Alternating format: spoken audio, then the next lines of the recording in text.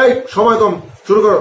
স্বাগত। আমরা চলে যেতে চাই আলোচনায় যাওয়ার আগে দর্শকদের উদ্দেশ্যে लेकिन एक second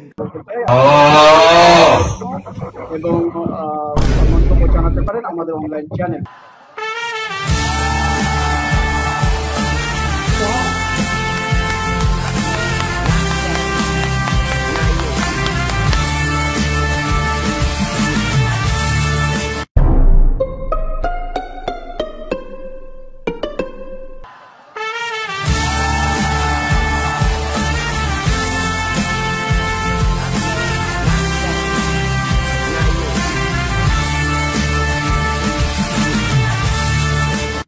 A few moments later.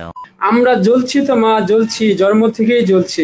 আরেকটা আমার কাজী নজরুল ইসলাম কবিতা মনে পড়লো, এটা একটি বলতে চাই। বন্ধু তোমার বুক ভরা লোভ, দুচোখ স্বার্থ ঝুলি, নতুবা দেখিতে তোমার সেবিতে দেবতা হয়েছে কুলি। মানুষের বুকে যেটুকু দেবতা বেদনা মচিত সুধা, তাই লুটে তুমি খাবে পশু, তুমি তা দিয়ে মিটাবে ক্ষুধা। One eternity later. আমি শুধু এই প্রশ্নটা আমি শুধু দুইটা প্রশ্ন করব যে একটা মানুষ প্রমোশন পেয়ে কিভাবে বিসিএস ক্যাডার হয়। একটা আমার দুইটা প্রশ্নের উত্তরটা আমাদের কাছে সামনে পর্বের জন্য দুইটা প্রশ্ন আমি রেখে গেলাম। প্রথম প্রশ্নটা হচ্ছে যে ওনারা কিভাবে বিসিএস না দিয়েই প্রিলি রিটেন ভাইবা না দিয়ে 1200 মার্কে বিসিএস না বসে ওনারা কিভাবে বিসিএস ক্যাডার প্রমোশন হয়, এটা একটা প্রথম প্রশ্ন।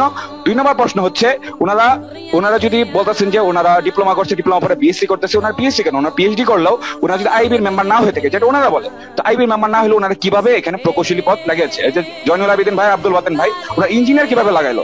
ওনারা আইবি মেম্বারশিপটা আমি তো জানতে চাই, যদি না থাকে তাহলে ইঞ্জিনিয়ারটা কিভাবে লাগাইছে এটা শুধু আমাকে বললেই হবে, বাস।